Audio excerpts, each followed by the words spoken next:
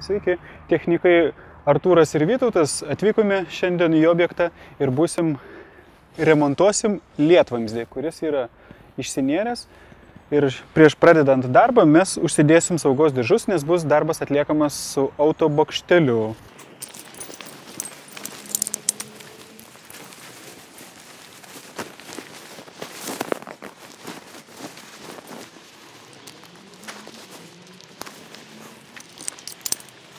Šiam darbui atlikti bus naudojamas įrankiais, akumuliatorinis suktuvas, skardos žirklės, jeigu prireiks plaktukas ir replės.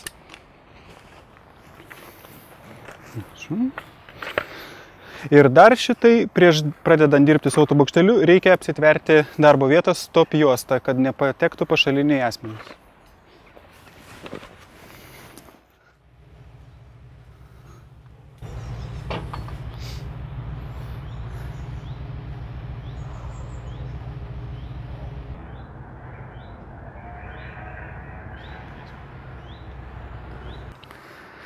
Pasikėlėme su autobokšteliu ir matome esamą defektą. Yra išsinėręs lietvamzdis iš piltuvo.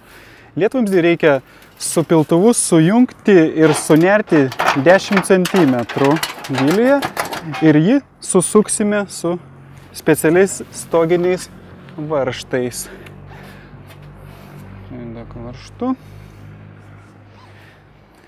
Šiaip dar kai keliamės, apžiūrim bendrą lietvamzdžio būklę, koks jis yra vizualiai. Kai yra galimybė, patikriname šiaip. Čia vizualiai atrodo lietvamzdis tvarkoje. Ir paimsim ir susuksim, kad stipriai laikytųsi.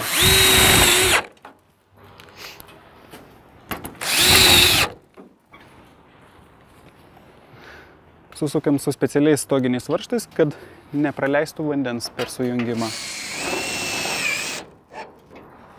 Šiaip dar aktualu yra, čia dabar nereikia, bet reikalinga lietvamzdį tvirtinti ties sujungimais, kas 2 metrus yra statomi laikikliai. Čia kadangi laikikliai yra visi tvarkoje, tai čia nieko nereikės daryti. Dar atkreiptinas dėmesys yra, kad reikalinga pamatuoti lietvamzdžio, jeigu reikia keisti diametrą. Dažniausiai būna senose namuose 150 mm skersmens vamzdžiai. Kartais pasitaiko 140. Ir pagal esamą situaciją juos keičiam, jeigu reikia. Čia apžiūrim, viskas yra tvarkoj. Piltuvą pritvirtiname, tai čia darbas mūsų bus baigtas.